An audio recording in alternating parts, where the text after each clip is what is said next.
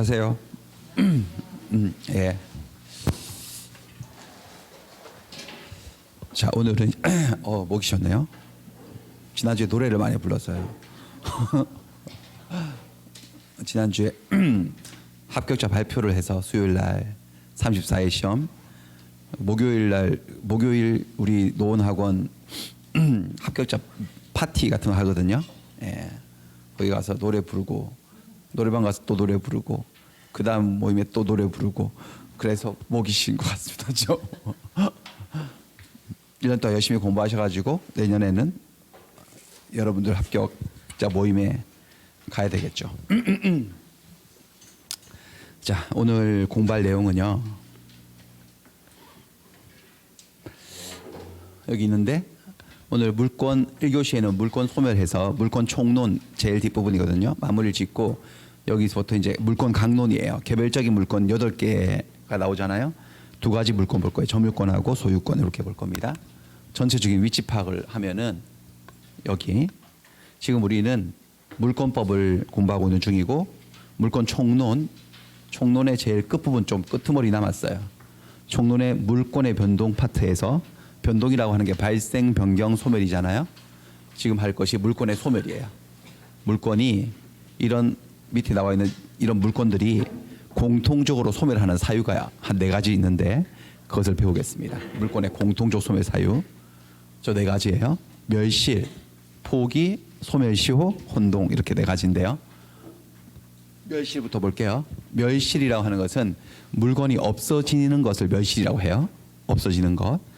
불타서 없어지면 소실, 물에 쓸려 내려가서 없어지면 유실 이렇게 얘기하잖아요. 물건 없어지면, 물권이라는 게 물건을 지배하는 권리인데 물건 자체가 대상이 사라지면 지배할 권리도 없어지는 거지. 물건은 다 소멸합니다. 절대적으로 소멸합니다. 연습을 좀 해보면 이 물건이 하나 있는데 물건이 3개 있네요. 갑은 소유권자고 물건, 그 다음에 을은 전세권. 이거 물건인 거 일단 좀 아시나요? 물건인 전세금 1억 걸어놓고 전세 살고 있는 전세권자. 그 다음에 국민은행은 갑에게 돈 빌려주고 2억 빌려줬네. 저당권이란 물건을 가지고 있어요. 이렇게 있었는데 이 건물이 지진에 내려앉았어요. 멸실. 건물이 없어졌어요. 그럼 여기서 뭐가 없어지는지 보시면은 일단 소유권은 없어지지. 물건은 소유권. 물건이 없는데 무슨 소유권자겠어요? 전세권도 없어집니다. 저당권도 없어집니다. 지금 물권 3가지가 다 없어진 거예요. 이게 멸실 물권의 일반적인 공통소멸 사유인데 주의하실 것은 전세권이 없어졌으니까 전세권자는 이 전세 부동산이 사라졌기 때문에 전세권은 없어지지만 이게 채권 관계가 없어지진 않아요. 채권은 사람과 사람 사이 권리이기 때문에 권리 관계이기 때문에 물건이 없어졌다고 그 채권 관계가 없어지는 건 아니에요. 그러니까 이 사람은 집이 없어졌으니까 전세권은 잃지만은 집주인에게 전세금을 달라고 할 권리, 1억 달라고 청구할 채권이 없어지는 건 아니에요. 돈 받아야죠. 돈은. 은행도 마찬가지예요. 빌려준 돈 2억 달라고 하는 채권, 그게 없어지는 건 아니다 이거지. 채권 관계가 없어지는 건 아니에요. 그래서 여러분들 이 전세권이란 그 내용을 정확하게 이해하셔야 되는데, 전세권이란 물건은 뭐냐면은 이거지. 여기 지금 이거 좀 희미하게 보이시나? 사라진 이 건물. 한 잠씩 그렇지. 이 건물을 사용하고 수익하는 권리죠. 2년 계약했으면 2년 동안. 그 다음에 전세권이 담보물권, 저당권과 같은 속성도 있어요. 2년 다 살고 나가려고 하는데 저 집주인이 전세금 1억 원을 안 빼주잖아요. 안 돌려주면 전세권자는 저당권자 은행들처럼 전세부동산 경매할 수 있어요. 소송 없이. 바로 경매 붙여가지고 저거 이 건물 이거 팔아가지고 자기의 전세금 채권을 자기 순번대로 등기부 순위대로 우선 변제를 받아갈 수 있어요. 이게 전세권이거든요. 근데 그게 없어진다는 거지. 건물이 사라지면 사용 수익도 못하는 거지. 물건이 없는데 뭘 사용하고 수익하겠어요? 그 물건이 없는데 뭘 경매하겠어요? 뭘 우선문제 받아? 그러니까 이렇게 사용 수익하고 경매 우선문제 받을 수 있는 전세권이라는 권리가 사라지는 것이지 돈 받을 채권이 없어지는 건 아니에요. 그러니까 저 갑에게 여전히 돈 달라고 해야 됩니다. 갑은 돈을 달라고 해야 되는 거예요. 이게 뭐가 한 번씩 튀어나오네요. 돈을 달라고 해야 돼? 돈을 안 주면 이제 이 집은 사라졌으니까 이 집이 있었으면 이 집을 경매해서 이 집 환가대금, 경매대금에서 우선 변제를 받아갈 수 있었는데 이제 그건 안 되지. 대신 조 갑은 다른 데 또 재산이 있어. 고급 자동차도 있고 뭐 있어요. 그런 것들을 경매를 할 수도 있어요. 하지만 그거는 나의 전세 부동산이 아니었기 때문에 그런 재산들을 팔아서는 뭐를 받을 수 없다는 거야? 우선 변제를 받아갈 수 없어요. 그건 내 전세권의 대상이 아니었기 때문에 다른 재산들은 마찬가지입니다. 저당권은 뭐 하는 거냐? 저 갑이 빌려간 돈 2억 원을 갚지 않으면 저기 사라진 이 저당물 이걸 경매해서 우선 변제를 받아가는 힘이잖아요. 근데 그게 없어진다는 거지. 그거에 이제 우선 변제 받아갈 물건이 없어졌으니까 이 힘이 사라진다는 것이지. 은행도 돈 달라고 할 권리가 사라지는 건 아니에요. 고객님 돈은 갚으셔야죠. 돈은 받을 권리가 남아 있습니다. 주의하시고 그 다음에 포락에 대해서 좀 볼게요. 물건 매실 중에 포락이라고 하는 게 있어요. 포락은 저 포자가 물가 포자죠. 물가에 있는 땅들을 포라 그러잖아요. 영등포, 제물포, 목포, 서귀포, 김포 물 옆에 있는 땅들을 다 포라 그러죠. 락은 떨어질 락자니까 이 물 옆에 있는 이 땅이 물이 자꾸 치니까 물에 침식 자국에서 툭툭 치니까 요 위에 있던 땅이 이만큼이 땅이 있었는데 물이 쳐가지고 떨어져가지고 물 밑으로 가라앉는 거예요. 아틀란티스처럼요. 완전히 그렇게 된 걸 포락이라고 합니다. 그럼 여기에 땅이 원래 있었을 때는 여기 물건이 있었겠지. 기본적으로 소유권도 있고 지상권, 저당권 이런 게 있을 수 있는데 물건이 사라지는 거잖아요. 그러면 거기 존재하는 물건들은 다 없어지죠. 기본적으로 포락된 토지의 소유권은 소멸합니다. 소멸을 하게 되죠. 저기 판례를 보시면은 포락의 의 대법원 판결문입니다. 토지 소유권이 상실되는 소멸하는 원인 중에 하나인 포락이라 함은 토지가 바닷물이나 하천물에 개먹어란 말 들어보셨나? 개먹다.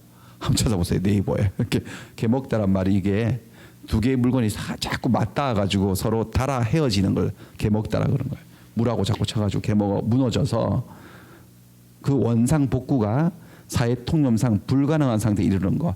그러니까 그거지. 물 밑으로 가라앉는 거예요. 이거를 포락이라고 합니다. 포락이 되면 토지 소유권이 소멸한다는 거죠. 절대적으로 완전히 소멸해요. 그다음 하나 알아두실 것은 그 다음에 한참 세월이 지나고 난 다음에 다시 성토를 했네. 성토는 뭐예요? 이게 흙을 채운다는 거죠. 다시 여기 흙을 채워가지고 땅을 또 다시 만든 거예요.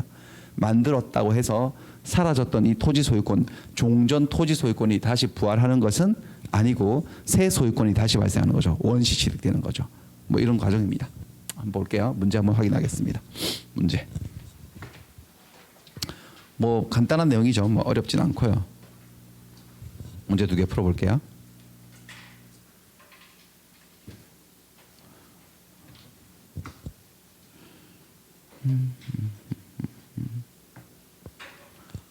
자, 1번, 2번 2개 풀 건데 토지가 포락이 되어서요.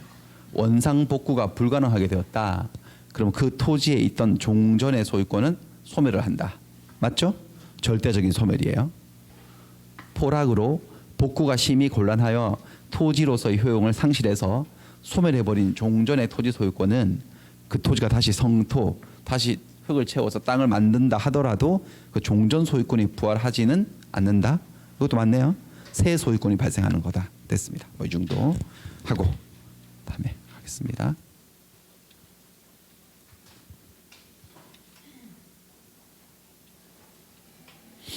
자, 두 번째요. 두 번째는 포기인데요. 물권의 소멸 사유 포기. 물권도 권리니까 권리자가 자유롭게 포기할 수 있어요. 권리는 얼마든지 권리자가 포기할 수 있죠. 포기, 물권 포기하는 거 한번 볼게요. 여기 을이 갑에게 1억 원 전세금을 걸어놓고 갑소유 건물의 전세권이라는 물건을 가지고 살아가고 있었어요. 2년 계약해서 한 1년 살았는데 로또를 맞았네. 로또 200억 로또를 맞았어요.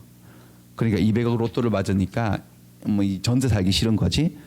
먼저 자기 집에 살고 싶은 거야. 좋은 집에. 그래서 집주인한테 전화를 걸어서 자기 이사 가겠대. 2년 계약했는데 1년 지났는데 이사를 가겠다 그러니까 집주인이 깜짝 놀라서 그게 무슨 말이냐. 2년 계약했는데 지금 나가는 법이 어디냐. 혹시 나가시는 곳 나가시더라도 나는 1억 원을 지금 못 빼준다. 막 그러는 거야. 자기 전세권을 포기하겠다는 거죠. 1년 남아있는 전세권을. 그랬더니 1억 원은 2년 채우고 돌려주겠다. 정당한 주장이죠. 집주인으로서는. 그랬더니 을이 그 1억 원 그 용돈이나 하시죠. 이렇게 해가지고 예. 채권도 포기합니다. 전세권도 포기하고 채권도 포기하고 이렇게 권리는 자유롭게 포기할 수 있죠. 기분 상상만 해도 기분이 좋네요. 그렇죠? 예. 포기하고 싶네요. 다 이렇게 이런 거 맞아가지고 포기할 수 있습니다. 자유롭게 포기할 수 있는데, 근데 문제는 보세요. 다시 이제 로또를 받기 전으로 돌아가 볼게. 내 권리도 내 마음대로 포기를 못하는 경우가 있어요. 어떤 경우냐면 항상 다른 사람하고 얽혔을 때 그런 거죠. 내 권리가 다른 사람하고 얽혀 있을 때요. 뭐냐? 로또 살 돈도 없어. 이 사람은 지금 다시 로또 받기 전인데 로또 살 돈도 없어가지고 아는 병을 찾아가서 돈을 좀 빌려요. 한 5천만 원 빌려달래. 이 여자가 얘한테. 그래서 돈을 빌려는 줘요. 빌려주면 채권을 가지게 되겠지. 돈 달라고 하는 채권. 근데 아무 담보도 없이 이런 채권을 가지게 되면 이 사람 돈 못 받을 가능성이 높거든요. 담보를 요구하는 건데 담보 잡힐 게 없어. 얘가 보니까 이 집이 자기 집이에요, 남의 집이에요? 남의 집이죠. 이게 자기 집이면 이 집에 저당권을 설정해 주면 돼요. 하지만 얘는 전세 살고 있는 사람이지 이 집의 소유자가 아니거든. 이럴 때 방법이 하나 있어요.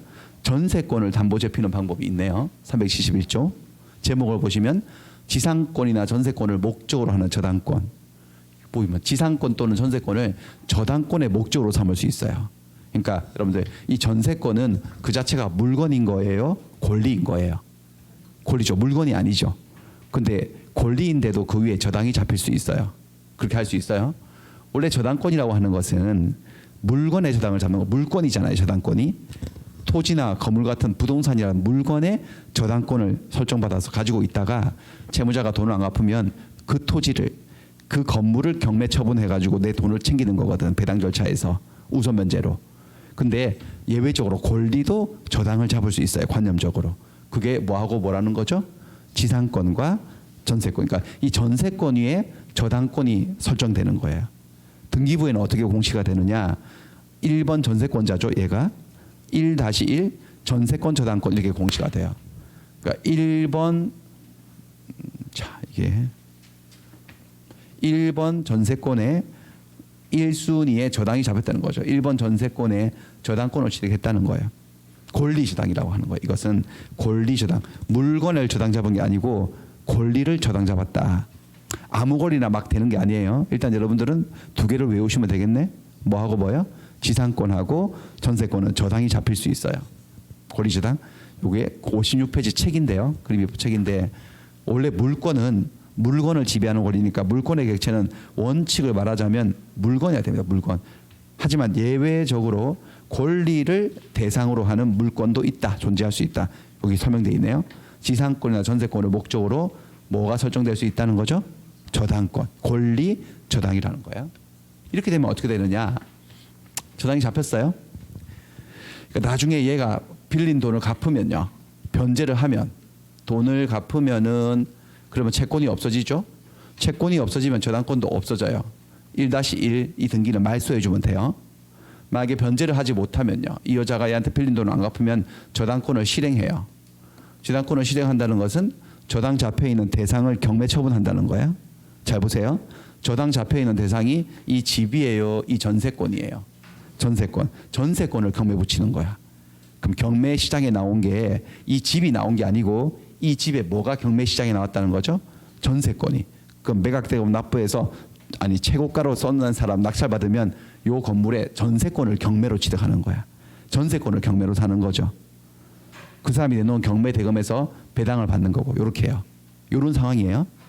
근데 이런 상황에서 다시 돌아가겠습니다. 다시 돌아가서 다시 로또를 맞은 거야. 자, 아까 전에 얘가 없었을 때요.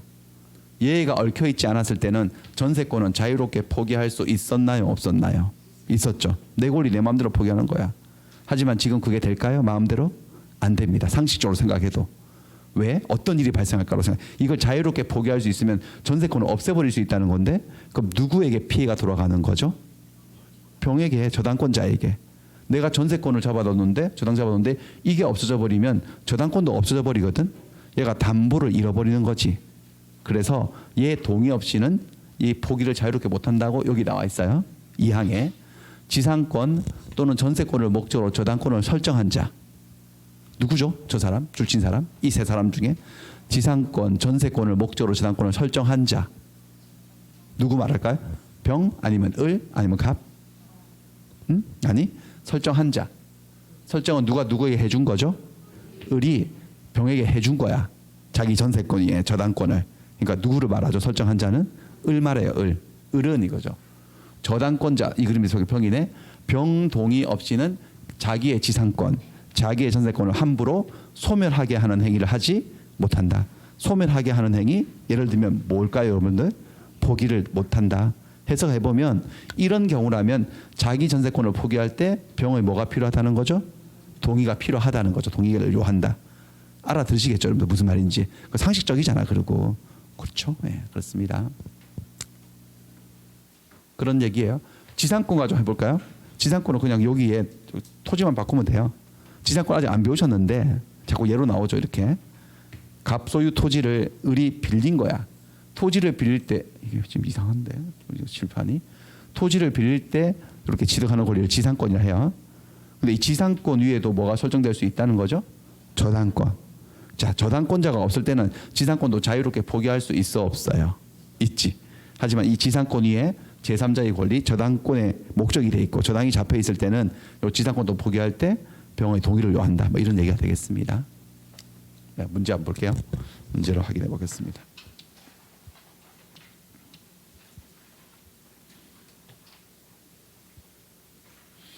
자, 3번 문제인데요. 전세권이 저당권의 목적이 되어 있다라고 되네. 이 말을 알아들으셔야 돼. 전세권이 저당권의 목적이 되어 있다는 것은 전세권자가 돈이 필요해서 누군가를 찾아가서 돈을 빌리고 전세권 위에 저당권을 설정해 줬단 소리죠. 그럴 때 이 저당권자의 동의 없이는 전세권자가 자기 전세권을 함부로 포기할 수가 없다. 맞습니까? 맞네. 맞는 말이네요. 다시 돌아가겠습니다. 세 번째 소멸 사유로 갈게요.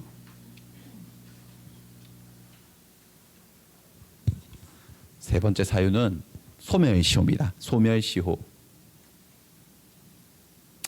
자, 소멸시효는 뭐냐면은 시효 제도가 있어요. 민법에는.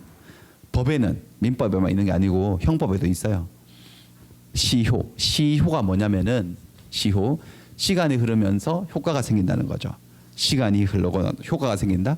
근데 효과라고 하는 게 법의 세계에서 효과는 민법 세계에서 효과는 뭐 이런 거예요. 권리가 발생하거나 소멸하거나. 시간이 지나면서 시간이 흘러서 권리가 발생하는 제도가 있어요. 취득시효죠. 발생시효. 그 다음에 시간이 흘러서 권리가 사라지는 제도가 있어요. 소멸시효예요. 물론 시간이 지났다고 무조건 권리가 생기거나 취득이 되거나 시간이 지났다고 무조건 권리가 없어지는 게 아니에요.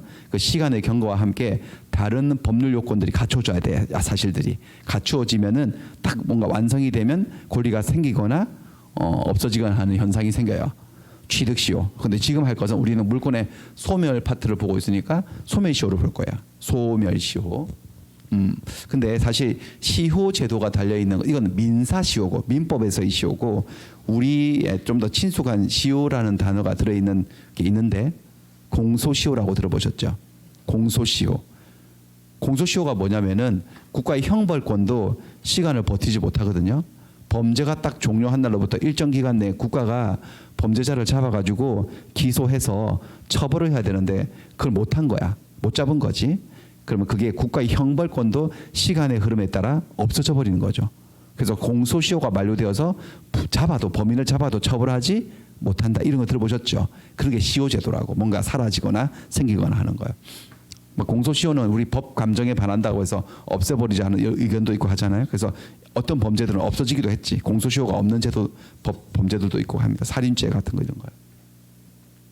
옛날에는 있었는데 뭐 그건 됐고 그건 형법 이야기고 지금은 소멸시효 볼 건데 소멸시효에 법언이 있어. 법언이라고 하는 것은 법의 세계에서의 격언을 얘기하는 거야. 소멸시효를 나타내는 법언은 취지를 나타내는 법언은 권리 위에 잠든 자는 보호하지 못한다라는 거야. 권리 위에 잠들었다? 권리 위에 잠이 들었다는 게 무슨 의미일까요? 권리가 없다는 소리일까요? 있다는 소리일까요? 있는데 권리를 행사하지 않고 태만히 하고 있다는 거죠. 그런 자들은 보호하지 않겠다. 그래서 잠도 좀 적당히 자야지. 그 뭐 엄청 오래 잔 거야. 너무 오래 자가지고 자는 게 아니라 사람들은 죽었는 줄 알았어요. 그냥 한 10년 잔 거예요. 20년 자고 막 10년, 20년 사람이 잠을 못 자잖아요. 죽은 거지. 죽었다고 생각했는데 사실은 너무 오래 잔 거예요. 그랬을 때 권리를 없애버리는 제도가 있어요. 어떤 권리가 있는데 권리를 행사를 안 해. 권리 위에 잠든 거죠. 권리 위에. 이게 일정 기간 동안 계속 잠을 자면 권리가 없어져 버려요. 근데 모든 권리가 다 없어 그런 건 아니고요. 주로 재산권, 재산에 관계된 권리들이 그래요.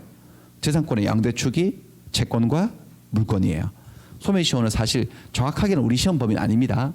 소매시효가 자세히 시험에 나오진 않는데 소매시효라는 단어가 나오는 거지. 보시면 채권은 10년간 행사하지 아니하면 소매시효가 완성한다네. 소매시효가 완성한다는 말이 소매를 한다는 거예요. 시효로. 채권은 몇 년? 10년. 채권 없어져요.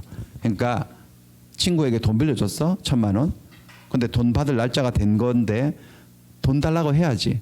근데 그 독촉을 10년 동안 안 한 거야. 그러면 그 돈은 받을 권리는 사라지는 거예요. 채권 소멸. 근데 전부 다 10년은 아니고 요거 162조죠. 다음 163조, 164조에 보시면 3년짜리도 있고 1년짜리도 있어요. 그러니까 그게 어떤 채권인지에 따라 돈 받는 채권인지에 따라서 달라져요. 시효가. 전부 다 달라요. 우리가 소매시효 제도를 완전히 시험 범위에 들어온다면 다 외우셔야 돼. 어떤 채권은 몇 년짜리고 어떤 채권은 몇 년짜리고. 근데 소매시효가 시험 범위가 아니라는 게 그런 거 안 물어본다는 거죠. 그냥 우리는 물권의 소매시효에서 이 단어가 나오니까 대충 감만 익히시면 돼요. 또 상사채권 같은 경우는 5년짜리도 있어요. 다양해요 여기. 근데 우리는 채권을 공부하는 거야, 물권을 공부하는 거야. 물권. 물권은 여기 있어요. 채권 및 소유권 이외의 재산권 이랬어요. 그럼 재산권의 양대축은 채권과 물권인데 채권 빼고 채권은 10년이라고 했으니까 그다음 소유권은 물권이잖아요. 근데 소유권은 소매시효 걸리지 않아. 항구적 성질이 있어서. 그러면 채권 빼고 소유권 빼고 나머지 물권은 20년간 행사를 하지 않으면 소멸한다는 소리죠. 물권은 몇 년? 20년간 행사 안 하면 소멸이죠. 근데 물권이 총 8개가 있다고 했거든요. 근데 8개 물권이 모조리 다 이 공식에 들어맞는 건 아니에요. 하나 한번 따져볼게요. 소유권은요. 항구적 성질이 있어서 소멸시효에 걸리지 않아요. 그러니까 내 물건인데 내 건데 내가 20년 동안 사용 수익 처분 안 한 거죠. 한 번도 그렇게 안 했다고 해서 그 소유권이 시효로 소멸하는 일은 절대로 없어요. 소멸시효에 걸리지 않아요. 소유권은. 그다음에 담보물권. 담보물권 하면 유질저예요. 유질저가 뭔지 아시나? 유치권, 질권, 저당권. 얘들은 독자적으로 존재하는 권리가 아니라 채권하고 결합되어 있는 거잖아요. 채권의 만족을 담보하는 물건들이거든. 근데 이 담보 물건들은 채권하고 별개로 자기들 혼자서 소멸시효에 걸리지를 않아요. 자, 이 담보 물건이 담보하고 있는 채권을 피담보 채권이라고 해요. 이런 말 모르시겠으면 그냥 넘어가고 채권과 별개로 소멸시효에 걸리지 않아요. 그러니까 저당권, 유치권, 질권이 독자적으로 소멸시효에 걸리지 않는다는 거지. 그 다음에 점유권이라는 물건도 있잖아요. 근데 점유권이라는 권리는 이렇게 물건을 점유하고 있으면 생기는 권리예요. 점유권이. 시간이 걸리지 않아요. 그리고 점유를 잃는 순간 바로 없어져요. 그러니까 점유권을 오랫동안 행사하지 않았다고 점유권이 없어지는 게 아니고 점유를 떠나는 순간 곧바로 순식간에 없어지는 게 점유권이기 때문에 성질상 점유를 상실하면 곧바로 소멸하기 때문에 소멸시효에 걸리지 않아요. 그럼 지금 8개 중에 지금 소유권 빠지고 유질적 빠지고 점유권 빠지면 남아있는 게 뭐밖에 안 남았어요. 이제는요. 지상권, 지역권, 전세권. 저거 뭐죠? 용익물권. 저거밖에 안 남았어요. 결국은 물권이 소멸시효에 걸린다. 20년 소멸시효에 걸린다고 하지만 8가지 물권 중에서 실제로 소멸시효에 걸리는 물권은 몇 가지라? 3가지밖에 없어요. 지지전. 용익물권이에요. 용익물권은 20년 동안 행사 안 하면 시효로 소멸해요. 예를 들면 지상권 가지고 한번 예를 들어볼까요? 지상권 뭔지 모르시지만 자꾸 이렇게 예를 들 수밖에 없다니까요. 여러분 아직 진도를 안 나갔어도 제가 그때 말씀드렸죠. 그게 좀 어렵다고 처음 공부할 때. 자, 을이 갑의 토지를 빌렸어요. 50년을 빌렸어. 저 100년도 빌릴 수 있어요. 상한선 제한이 없거든. 지상권은. 50년 빌려가지고 한 10년 썼나? 그럼 몇 년 남았죠? 약정 기간이 40년 남았는데 근데 10년 이후에 얘가 이 땅을 안 쓰기 시작하는 거야. 이 토지를 사용하고 수익하는 권리인데 사용 수익을 안 해. 아예 이 토지를 떠나버렸네. 이 토지 근처에 코빼기도 비치지 않아. 그러면 지상권 행사를 하는 거다 안 하는 거다? 안 하기 시작한 거죠. 그래서 몇 년 동안 안 하면요? 20년. 그러면 10년은 썼고 20년 동안 이 땅을 안 썼으니 그래도 약정 기간이 몇 년 남았죠 아직도? 20년 남았지만 20년 동안 연속적으로 행사 안 하는 순간 여기서 없어져 버려요 그냥. 계약 기간은 50년이지만 뭐가 완성되었다는 거죠? 소멸시효가 완성되어서 중간에 없어질 수도 있다는 거죠. 이렇게 지상권, 지역권, 전세권. 이 세 가지 권리는 그렇습니다. OX 별거 없죠 여기. 그러니까 확인해 보겠습니다. 자, 4번, 5번, 6번 이 세 가지인데요. 이게 자꾸 이렇게 바뀌네. 이상하네. 자, 4번 소유권은 소멸시효에 걸리지 않는다. 맞나요? 맞습니다. 항구적 성질이 있어서 소멸시효에 걸리지 않습니다. 지역권은 뭔지 모르지만 풀어볼까요? 지상권, 지역권, 전세권, 용익물권이죠. 용익물권은 소멸시효에 걸려요? 안 걸려요? 걸리죠. 20년간 행사를 하지 않으면 소멸시효가 완성한다? 맞죠? 소멸시효가 완성한단 말이 소멸한다는 소리예요. 그 다음에 피담보 채권, 채권이 존속하는 한, 돈 받을 권리가 남아있는 한 담보물권이 저당권이 단독으로 자기 혼자서 소멸시효에 걸리지는 않는다. 맞죠? 유치권, 질권, 저당권은 소멸시효에 걸린다, 걸리지 않는다. 걸리지 않는다. 점유권은 걸리지 않는다. 소유권 걸리지 않는다. 걸리는 거 몇 개다? 3개다. 지상권, 지역권, 전세권 3가지다. 됐어요. 그 정도. 자, 그 다음에는 이제 혼동. 뭐 1교시에서 뭐 공부할 만한 내용은 이거밖에 없어. 혼동 잘 들으셔야. 혼동스러워요, 엄청. 혼동이라고 하는 것은 뭐냐면은 서로 양립할 수 없는 두 개의 법률상의 지위나 자격이 동일 인에게 귀속하는 현상을 얘기합니다. 그러니까 한 사람 갑이 A라는 법적 지위와 B라는 법적 지위를 동시에 가지게 된 거예요. 근데 그 두 개의 지위를 동시에 가지고 있을 필요가 없는 거예요. 그래서 그 중에 한쪽 지위가 사라지면서 그 과정에서 권리가 사라지는 현상이 생기는데 그게 혼동이에요. 자, 지금 우리는 물권의 소멸을 배우고 있지만 이 혼동 현상은 채권 세계에서도 존재해요. 그 채권이 이해하기가 더 편해요. 처음에는요. 한번 볼까요? 채권 혼동 한번 볼게요. 조문 507조 우리 시험 범위는 아니지만 채권과 채무가 동일한 주체에 기속한 때에는 채권을 소멸한답니다. 이게 뭔 말일까? 채권과 채무가 동일한 주체에 기속되었다는 것은 한 사람이 모두 있고 모두 있다는 거죠. 채권과 채무를 혼자 가지고 있다는 거죠. 근데 채권 이러면 넓은 개념이지만 지금은 편하게 돈 받을 권리라고 생각해 볼게요. 돈 받을 권리 채권하고 돈을 갚을 의무하고 채무하고는 한 사람이에요. 서로 주체가 달라요? 다르지. 근데 그게 한 사람에게 기속하는 경우가 있다? 그러면 채권 소멸한다는 거지. 이렇게 돈 받을 채권자예요. 채권은 을에게 기속돼 있고 채무는 갑에게 있어요. 근데 이게 한 사람께 된다? 어떤 경우일까? 상속이죠. 부자지간이었어요. 아들이 아버지에게 돈을 1억 원을 빌려드렸어. 부자지간에도 채권 채무가 있을 수 있죠. 근데 아버지가 돌아가셨어요. 상속, 포괄승계, 단독 상속을 받았다고 칠게요. 그러면 이 갑의 지위를 통째로 아들이 물려받는 거죠. 권리만 물려받아요? 의무도 물려받아요? 의무까지도 포괄승계. 그러니까 돈 갚아야 될 채무자가 된 거죠. 그럼 이제 이 말 알아들으시겠지. 채권과 채무가 동일한 주체에 기속된 거예요. 이 돈 갚을 필요 있어 없어요? 없어. 이 돈 받으려고? 누구한테? 자기한테 받는다고? 이건 받을 필요 없이 채권 없어져 버리는 거지. 이렇게 이럴 때 없어지는 거죠. 그래도 이 아들은 빌린 돈은 확실하게 갚는 깔끔한 성격이어서 돈을 갚으러 나갔지. 약속 장소에, 약속한 날에. 그러니까 채권자가 미리 와서 기다리고 있네. 채권자가 누군데? 자기지. 그러니까 약간 정신분열이 온 거죠. 그래서 왜 이렇게 늦게 다니냐고, 빨리 다니냐고 그러고, 차가 막혀서 미안하다 그러고, 돈은 가져왔냐 그러니까 여기 있다 1억 주니까 이렇게 주고 받고 잘 가, 빨리빨리 다녀 이러면서요. 미친 거 아닙니까 살짝? 그러니까 이 채권 채무는 존재할 필요가 없어지죠. 이럴 때 채권이 소멸하는 건데, 이때 채권이 소멸하는 원인을 법에서는 돈을 갚은 것을 변제라고 하는데요.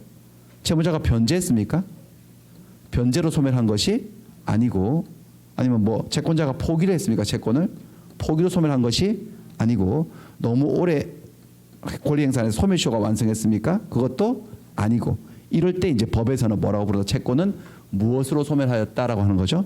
혼동으로 소멸하였다라고 말하는 거지. 말 알아들으시기 계속해서 말귀를 알아들어야 되는 거예요. 그렇죠? 그래야지 문제를 나중에 풀겠죠. 공부를 많이 하시면 혼동으로 소멸한 거야. 그런데 이게 원칙인데, 근데 그러나 단서 조항이나 예외가 나와요. 그 채권이 제3자 권리의 목적일 때는 그러하지 아니하다. 또 제3자가 등장하시네. 이렇게 뭔가 그러하지 아니하다. 법조문을 읽다 보면 그러하지 아니하다는 말은 엄청 나오지만 이건 국어 실력이죠. 그냥 이건 법 실력도 아니고 그러하지 아니하다는 것은 앞에 말을 뒤집는 거죠. 뭐란 머리 해석해 보세요. 채권이 소멸하지 않을 때도 있다. 그 채권이 누구의 권리의 목적일 때 제3자가 등장시켜 볼게요. 돌아가시기 전이에요. 그럼 채권 채무가 존재하는데 이 아들이 또 병에게 돈을 좀 끌어 썼어. 아들에 대한 채권자가 또 있는 거예요. 근데 아들이 이 돈을 안 갚았거든요. 안 갚았더니 이 사람이 제3자가 소송을 걸어서 이 채권에 관한 승소 판결을 받고 집행을 했어요. 집행. 이 사람 재산을 털어버린 거죠. 이 사람 재산을 딱 보니까 돈 빌려주고 돈 받을 권리가 있네. 요것도 재산이거든. 요 채권의 집행을 하기 위해서 뭘 했느냐? 압류를 했어. 채권 압류. 제3자가 자기 채무자의 제3채무자에 대한 채권을 압류를 했어요. 자, 채권을 압류하면, 자, 압류는 그 압류하는 대상 재산이 무엇인지에 따라서 방식이 좀 다른데, 부동산을 압류할 때는 어떻게 하느냐? 부동산 등기부에 압류 등기를 해요. 압류되었다고 등기 기록을 남겨요. 동산을 압류할 때는요. TV 드라마들 보셨죠, 여러분들? 양복 입은 사람들 몰로 들어와가지고 뭐 딱지 붙이는 거 있잖아요. 그렇게 압류를 하고. 이렇게 채권, 이건 권리니까 눈에 보이는 물체가 아니잖아요. 이걸 압류할 때는 어떻게 하냐? 압류는 법원이 압류 통지서를 보내요. 지급금지.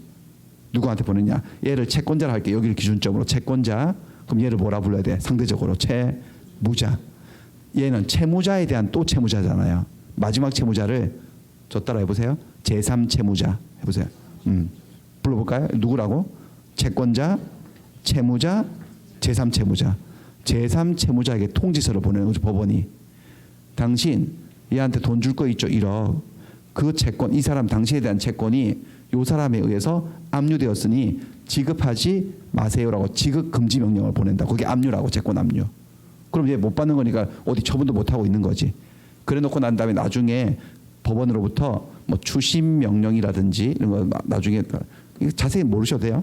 전부 명령 이런 것들을 받아가지고 병이 을에게 받을 돈을 요 채권에서 받아낼 수 있다는 거죠. 아무튼요. 그러면 이 말이 무슨 말인지 좀 이해되실 거야. 요 채권이 제3자의 권리의 목적이 되다. 압류되어 있다는 소리지. 자, 그 상태에서 다시 아버지 돌아가셨어요. 그래서 다시 상속받은 거지.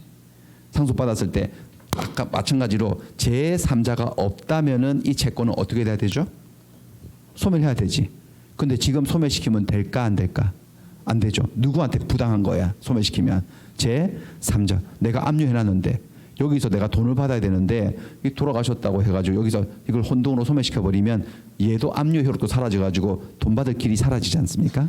그러니까 이럴 때는 요 채권은 소멸한다, 소멸하지 않는다? 소멸하지 않고 존속을 한다. 그런 거예요. 느낌 왔습니까? 근데 이게 이제 채권인데 물권의 세계에서도 이 비슷한 일이 생긴다는 거죠. 물권의 혼동은 191조에 나오는데요. 191조는 1항, 2항, 3항으로 되어 있는데요. 지금은 1항만 볼 거예요. 일단 조문을 볼게요.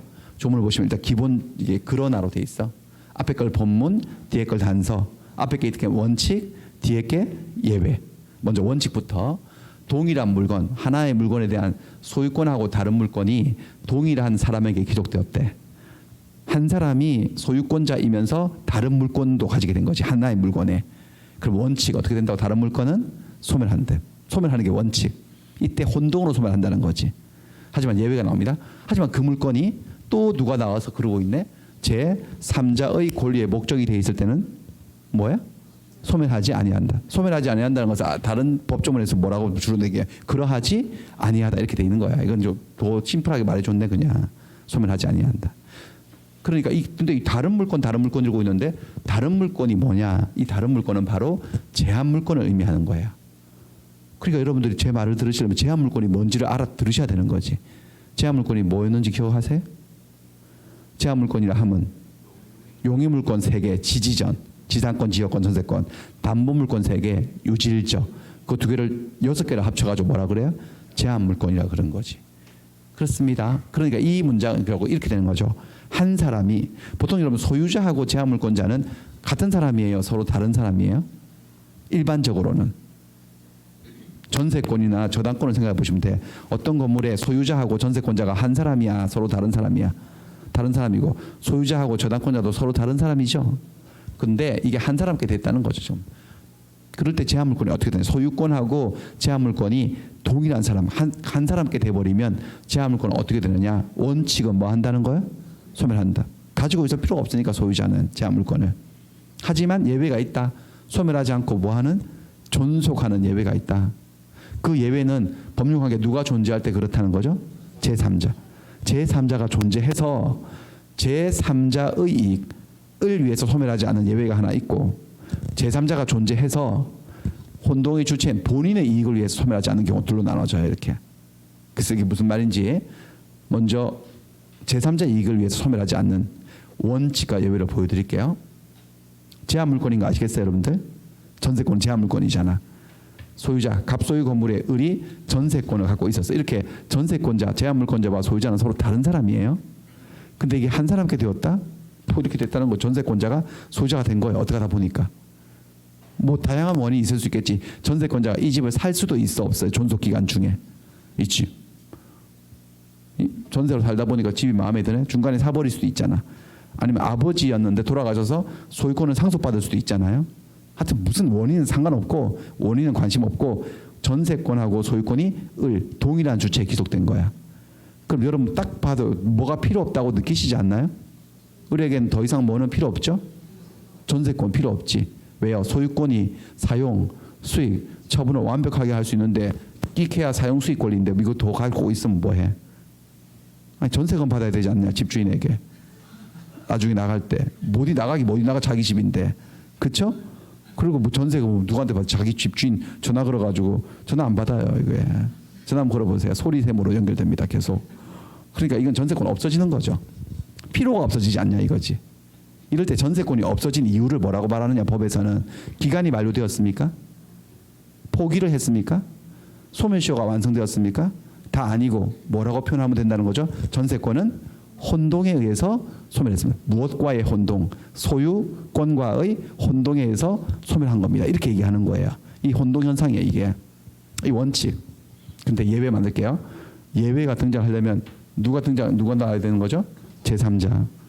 제3자 어떻게 만들까? 전세권이 아까처럼 저당이 잡힌 거지 또. 그러니까 이 을이 요 병에게 돈을 빌리고 전세권위에 저당이 잡힌 거야. 그러니까 이 권리가 제3자 권리의 목적이 돼 있는 거지. 이 소멸해야 될 전세권이. 자, 이 상태에서 다시 똑같은 일이 생겼다고 치겠습니다. 자, 아까 전에 이 제3자가 없었을 때는 전세권을 어떻게 해야 됩니까?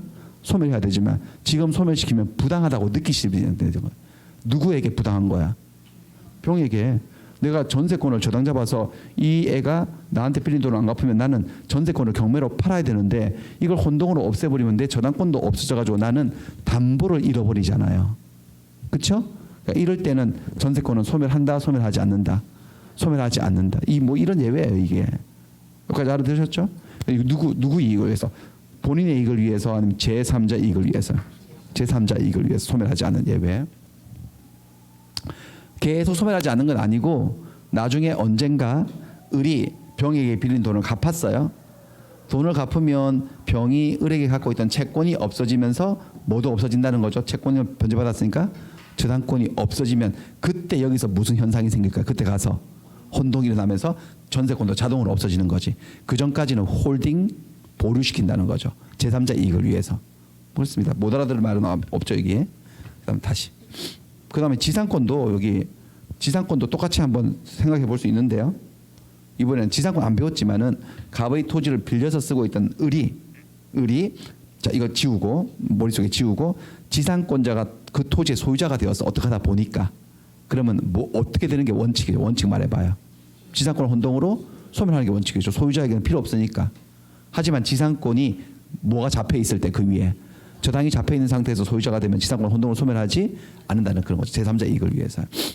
그다음 이번에는 본인 이익을 위해서 소멸하지 않는 경우를 보겠습니다. 본인 이익을 위해서. 이번에는 을이 저당권자예요. 그러니까 갑소유 건물의 저당권을 갖고 있다는 것은 100% 저당권자는 뭐가 있다는 겁니까, 여러분들? 채권. 을이 갑에게 돈을 빌려준 거야, 한 1억 원을. 그래서 한 몇 억짜리 건물에 저당을 잡고 있다가 돈을 안 갚으면 저당권을 실행해서 요 집을 경매할 거예요, 경매. 팔아가지고 요 돈을 다른 빚쟁이들보다 뭘 어떻게 받아간다고요? 우선 변제를 받아갈 수 힘을 갖고 있다고요. 근데 아직 이 돈을 받은 건 아닌데 어떻게 하다 보니까 내가 저 집 주인 돼버렸어. 저당권자가 저 집 주인이 돼버렸다고, 소유자가 돼버렸다고. 이제 남의 집이에요, 내 집이에요. 그러면 뭐가 필요 없지 않을까요, 을에게? 저당권이 필요 없어지지. 저당권이 뭔데? 저 채무자가 돈 안 갚으면 요거를 확 팔아가지고 요 판 대금에서 내 돈을 받아 챙기는 건데, 팔려고 할 때 잠깐 신중하게, 누구 거야 지금 팔려고 하니까? 내 거야. 내 거를 내가 경매시켜? 내 거를 막 경매 신청하려고 그러면은 내가 막 나를 바지가랑에 붙잡고 제발 경매만은 말하다오 그러면 놔라 이러면서 경매시켜가지고요. 그 경매 대금에서 내가 1번으로 배당받으면 참 좋겠다. 미친 거 아닙니까 지금? 저당권은 기본적으로 내 물건에 대한 권리야, 남의 물건에 대한 권리야. 남의 물건을 경매 팔아가지고 내가 돈을 받아 챙겨지 돈 받는 거지. 옷도 팔 게 없어서 자기 걸 팔아. 저당권 필요 없어지는 거죠 이게. 그래서 저당권이 없어지는 거예요 이게. 이럴 때 뭐라고 표현한다는 거죠? 말해봐요. 저당권은 무엇으로 소멸하였다? 혼동으로. 무엇과의 혼동으로? 소유권과의 혼동에 의해서 소멸하였다고 얘기하는 거지. 이게 원칙인데 여기 예외를 다시 만들게요. 예외? 예외가 만들어지려면 또 누가 등장을 하셔야 되겠네. 자, 소유권 취득하기 전에 다시 돌아가서 제3자. 여기서 제3자는 후순위 저당권자야. 저당권은 여러 개 생길 수 있다 그랬어요. 이게 한 10억짜리면은 1억 빌려주고 1순위로 저당권, 또 저 사람의 가백에 돈 빌려주고 저당권, 이렇게 선순위 후순위 이렇게 존재할 수 있어 없어요? 있죠. 그럼 항상 경매가 되면 모든 저당권은 경매로 소멸하면서 누가 경매를 신청했든지 간에 을부터 먼저 배당을 받는 거 배우셨잖아. 이 상태에서 소유자가 되는 거지. 자, 다시 이렇게 가정해 볼까요? 얘가 없었다면요, 아까처럼 얘가 존재하지 않으면 저당권은 어떻게 돼야 돼? 혼동에 의해서 소멸해야 되지만 지금은 소멸시키면 안 될 것 같은데. 왜냐하면 나는 을은 내 집이니까 내가 저당권을 실행해서 경매할 일은 없겠지만, 얘는요, 이건 물건이기 때문에 얘 입장에서는 집주인 바뀐 거거든. 내가 저당 잡을 때는 갑의 집이었다가 지금은 을의 집으로 바뀌었지만, 하지만 저당권은 물건이기 때문에, 채권이 아니기 때문에 이 저당권은 살아있다고, 그대로 주인 바뀌어도. 그래서 이 사람이 채무자라면 갑이 병에게 빌린 돈을 갚지 않으면 병은 을의 집이 된 채로도 경매 들어올 수 있어 없어요? 팔아버릴 수 있지. 자기 채권을 우선을 받기 위해서. 근데 얘 입장에서도 나는 이 집의 주인이 된 것이지 내 돈을 받은 적은 없거든. 돈 받을 권리는 아직도 남아있어 안 남아있어? 남아있으니까 내가 경매를 하기 위해서 갖고 있는 게 아니고, 혹시 누가 경매할까 봐요? 병이 경매 들어오면 얘보다 먼저 배당을 받으려면 나도 무슨 지위를 확보하고 있어야 되는 거죠? 저당권자의 지위. 저당권자의 지위가 없으면 얘보다 배당 순서가 늦어지거든요. 그래서 이럴 때는 저당권이 소멸한다, 소멸하지 않는다? 소멸하지 않죠. 누구 때문에요? 제3자 때문이긴 한데, 제3자의 이익을 위한 거야, 본인의 이익을 위한 거야? 이번엔 본인의 이익을 위한 거지. 제3자 때문이긴 하지만. 맞습니까? 이렇게요. 그렇습니다. 이런 얘기들을 배우는 게 혼동입니다. 기본입니다. 여기까지가. 됐어요. 그리고 자, 이건 책에 나오는 일부. 이렇게 글씨체가 이런 것들은 책의 일부 따온다는 걸 뭐 페이지 바꾸고 하는 게, 그래서 혼동이 되지 않는 경우도 있어요.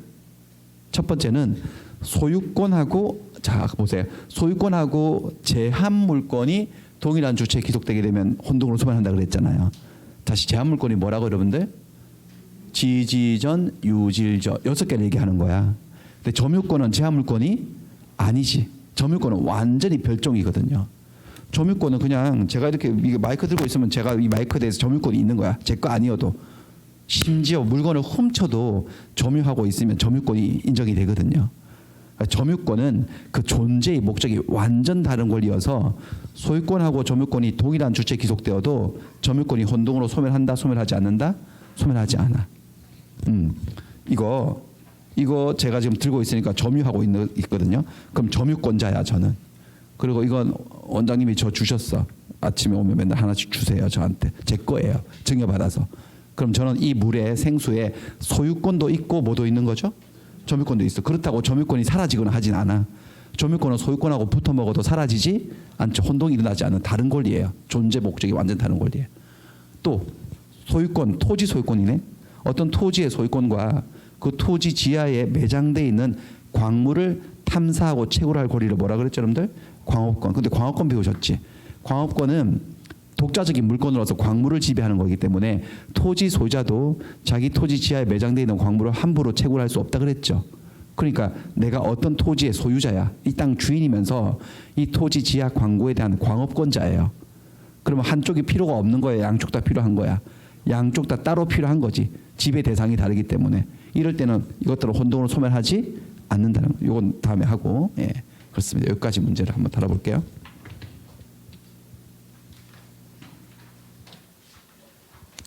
그래서 이게 이렇게 바뀌구나. 자, 7번부터 10번까지인데 보시면은 7번, 8번이 원칙 예외, 9번, 10번이 원칙 예외거든요. 원칙과 예외를 제가 순서대로 가져왔는데 7번 지상권자가 지상권이 뭔지 모르지만 남의 토지를 빌려 쓰는 권리예요. 지상권이 설정된 토지의 소유권을 단독으로 상속받았대. 아버지 땅을 빌려서 아들이 쓰고 있다. 아버지 돌아가셨나 봐. 단독으로 그 땅 주인 된 거예요. 그렇게 되면 지상권은 혼동으로 인해서 소멸한다. 맞아요, 틀려요? 맞죠? 여기 제3자가 없으니까 원칙을 얘기하면 되죠. 그다음에 여기 을이 갑의 토지에 지상권을 설정받고 있었어요. 지상권자였어. 근데 병이란 사람이 그 지상권 위에 뭐를 취득했다고 여러분들? 저당권을 취득했다. 이 말을 좀 알아들으시면 좋지. 그러니까 누구와 누구에게 돈을 빌린 걸까? 해석해 보세요. 문맥을 해석해 보세요. 누가 누구에게 돈을 빌렸으니까 담보로 잡혔겠지. 을이 병에게 돈을 빌리고 자기의 지상권 위에 저당권을 설정해 준 거지. 권리 저당. 그 다음에 을이 그 갑으로부터 땅 주인으로부터 토지를 매수했다. 매수했다는 말은 매수해서 뭐를 취득했다는 소리일까요? 소유권을 취득했다는 소리네. 자, 가정을 해볼까요? 여기 누구만 없다면 이 법률 관계 병이 없다면 어떤 일이 생길까요? 을의 지상권을 혼동으로 소멸할 건데 지금은 을의 지상권을 혼동으로 소멸한다 안 한다? 하지 않는다. 누구 때문이죠? 병 때문에. 병을 위해서예요? 을을 위해서요? 병을 위해서. 제3자 이익을 위해서죠. 됐어요?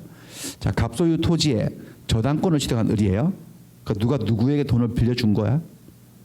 갑소유 토지에 을이 저당권을 갖고 있다는 것은 을이 갑에게 돈을 빌려준 채권자지. 갑은 채무자일 테고. 그런데 을이 그 토지의 소유권을 취득해서 그 자기 땅 된 거야. 저당권자가 소유권을 가지게 됐네. 자, 원칙이네. 제3자 나타나지 않고 저당권은 소멸하지 않는다. 소멸한다. 소멸한다. 그래서 X. 자, 그다음에 갑소유 토지에 을이 1번으로 저당권, 병이 2번으로 저당권 이렇게 갖고 있었어요. 근데 선순위의 저당권자 을이 증여를 받아서 그 토지의 소유권을 취득했다네. 자, 누가 없으면 어떻게 될 건데 누가 있으니까 어떻게 된다. 이렇게 논리를 펼쳐볼까요? 누구 없다면요? 병이 없다면 을의 저당권은 혼동으로 소멸할 건데 병 때문에 저당권 갖고 있을 필요가 있어 없어요? 있죠. 을의 1번 저당권 소멸하지 않죠. 병 때문이긴 한데 병을 위해서예요? 을을 위해서요? 을 자기 자신의 우선 문제 순위를 위해서 그러는 거지. 혹시 병이 경매 들어올까 봐. 자, 을이 갑소유 토지를 점유하고 있었어요. 점유하고 있으면 무조건 주는 권리가 뭐라고 여러분들? 점유권이거든. 점유권이 있다가 그 토지의 소유권까지도 취득했대 을이. 그러면 을의 점유권은 소멸합니까? 혼동으로? 점유권은 혼동으로 소멸한다, 소멸하지 않는다? 소멸하지 않아요. 그래서 X입니다. 토지 소유권과 광업권이 동일 인에게 귀속하게 되면 광업권은 혼동으로 소멸한다? 이것도 X. 소유권하고 붙어 먹어도 소멸하지 않는 것 두 가지 뭐라고요? 광업권, 점유권. 이것은 혼동으로 소멸하지 않습니다. 됐어요. 이 정도 할게요. 그래서 1교시는 이 정도 하면 되겠습니다. 하고 잠시 쉬었다가 이제 점유권 강론 넘어가서 2교시 하도록 하겠습니다. 네.